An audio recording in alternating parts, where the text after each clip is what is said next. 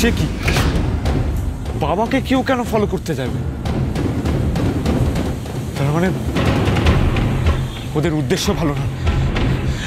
চলুন গঙ্গা, আমাদের বাবাকে এক্ষুনি আটকাতে হবে। চলুন চলুন। হে বাবা, ওরা তো বেরিয়ে গেল, এবার কি হবে? আমাদের এক্ষুনি গাড়িটাকে ফলো করতে হবে। আসুন চলুন।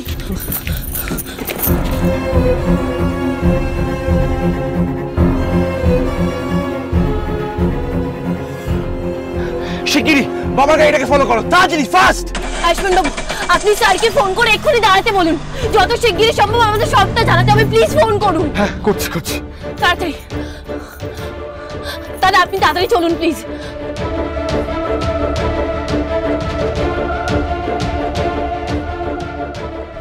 না না, কোনোভাবেই আমাকে আজ ভয় পেলে চলবে না, সবটা সামলাতে হবে যেভাবেই হোক। কোনো ভুল করা যাবে না আজ।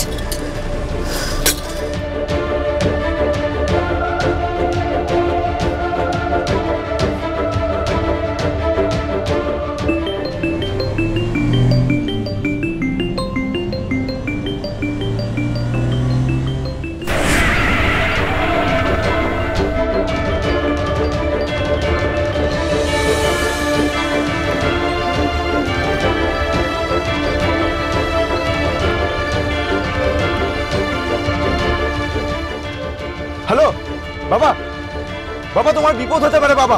বাবা বড় ব্রিজের রাস্তায় যেও না।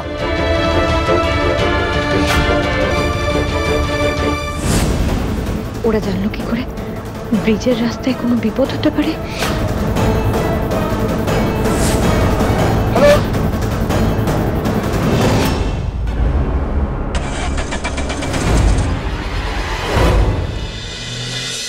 ঘোরো।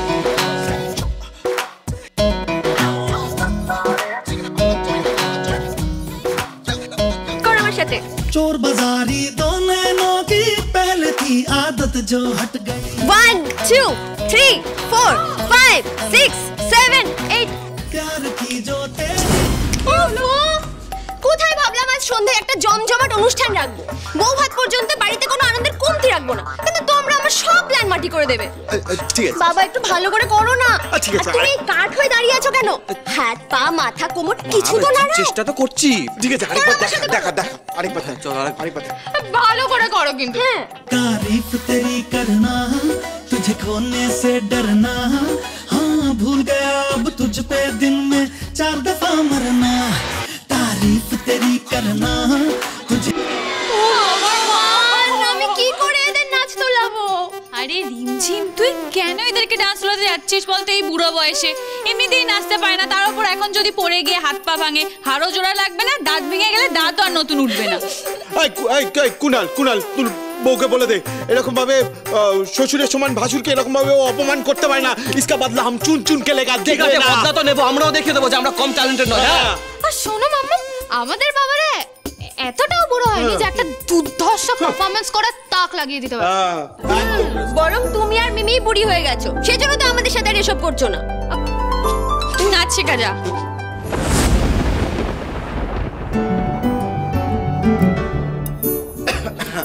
চলো চলো, লেটস ডু ইট। চল চালা হবে। एक हुए थे दो से दोनों, दोनों की अब राहें बट गई।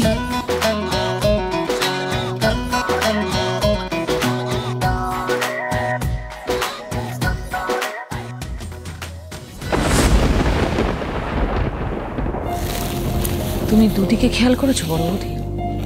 আমি কিন্তু লক্ষ্য করেছি গায়ে হলুদের সময় থেকে নিয়ে এখনো অবধি রুক্মিণীর সঙ্গে ওর প্রায় 3-4 বার কথা কাটাকাটি হয়ে গেছে। কিন্তু রুক্মিণী সেটাকে খুব ট্যাক্টফুলি হ্যান্ডেল করেছে। কিন্তু আবার যদি দুটির সঙ্গে রুক্মিণীর কোনো বড় সড়ো অশান্তি লাগে, আমার কিন্তু ভয় হচ্ছে বড় বৌদি। তুমি একটু বিষয়টা দেখো না। না দুটি,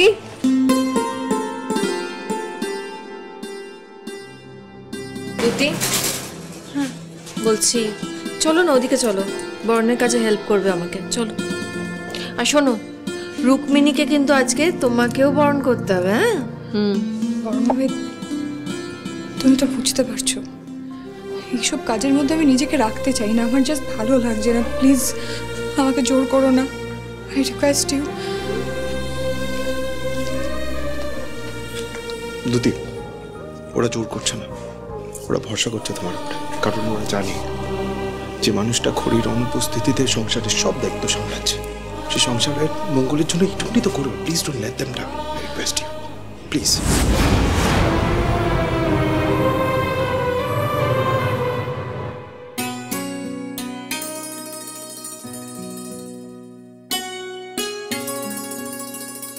আচ্ছা চলো এবার রিহার্সালসটা কন্টিনিউ করি। একেই তো আমরা স্টেপ বলেছো, ইস্যু তাড়াতাড়ি। এই দৌড়ো না, চল শুরু কর। Counting counting.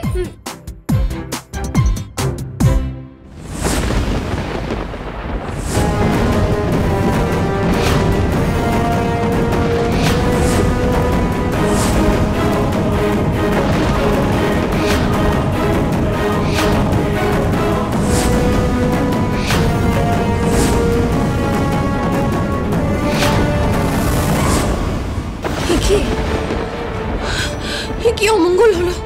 কি করিস তোর নে? হ্যাঁ, হাত পা চালাবি তো দেখে শুনে চালাবি তো, ফেলে দিলি তো। ও তো বরাবর চোখে দেখতে পায় না, একটু ধীরে সুস্থে কাজ করতে পারিস না? বিয়ের দিনকে রুক্মিণী চন্দনের বাড়িটা ফেলে দিলি, এখন এটা। ও তো ইচ্ছে করে করেনি বড় মা, ভুল করে হয়ে গেছে। আমি বুঝতে পারছি ও তো প্র্যাকটিস করছিল। একটা কথা তোমরা কেন বুঝতে পারছো না আমি জানি না। আমি বুঝতে পেরেছি ওর ভুল, ও ভুল করে ফেলেছে। এটার জন্য ওকে দোষ দেওয়ার তো কোনো প্রয়োজন নেই। এই যে বারবার অমঙ্গলগুলো হচ্ছে, সেটা কেন হচ্ছে সেটা কি ভেবে দেখেছো তুমি একবারও? হতেই পারে এই বাড়িতে যে বউ হয়ে আসছে তার দ্বারাই অমঙ্গল হবে, এটা হয়তো সেটারই ইঙ্গিত।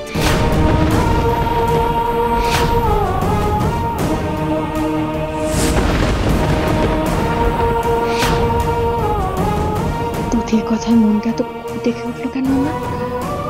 কি বিপদ আসতে চলেছে আবার?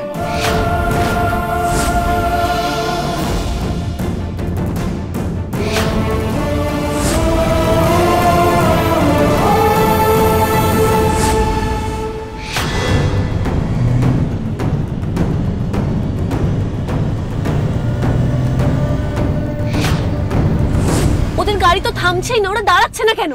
তো সেটাই বুঝতে পারছি না। বাবাকে তো বললাম যেও না, বাবা তাও বাবাকে যখন ফোন করলাম তখনও তো কিছু কথা বললো না।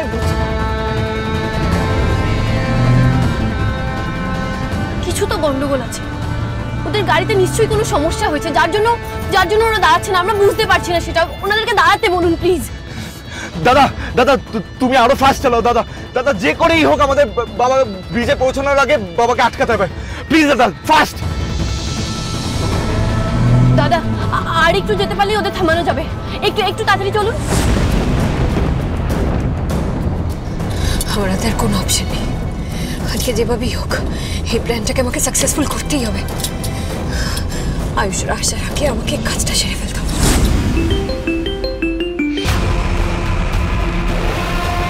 কিরে কত দূর? আসছে স্যার, আর কয়েক সেকেন্ডের ব্যাপার। ঠিক আছে, তাহলে ঝটপট একটা ভিডিও কল কর। ঋদ্ধিমান সিংহ রায়কে আমি নিজের চোখে মরতে দেখতে চাই।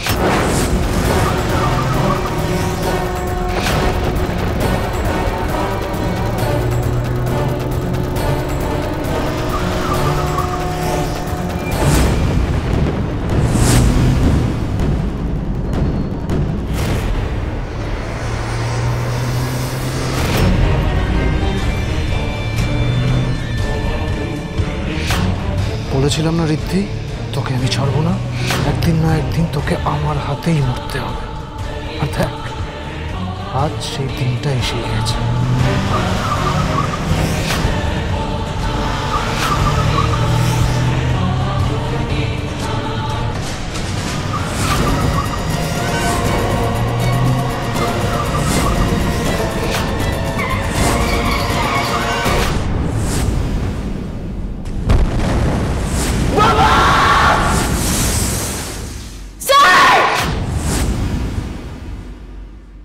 এটা কারোর বড় চক্রান্ত স্যার। জাম্বোর এত বড় ক্ষতি কে চাইবে? ফাইনালি আমি পেরেছি আমি ঋদ্ধিমানকে আমার রাস্তা থেকে সরিয়ে দিতে। জলের মধ্যে শুধু গাড়িটাই পাওয়া গেছে, বডি নেই। তাহলে ম্যাম আর বাবা কোথায় গেল?